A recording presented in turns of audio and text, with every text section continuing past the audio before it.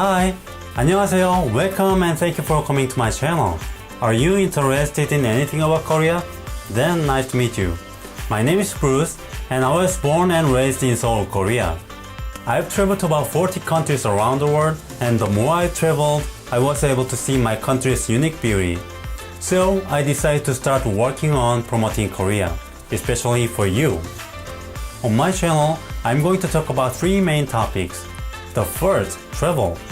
I'm going to create the contents that will help travelers. For example, some advice for you as a native Korean, how to get to your destination, how much time and money you need to spend there, how you can save your money, what you have to do there, and so on. And from time to time, I'm going to give you some tips on taking nice pictures. If you need my help with your travel plans to Korea, feel free to send me an email. Then I will help you with your travel plans and make your travel photos and videos for free when you visit Korea if you want. Second, Korean language. My channel is not a master course of Korean.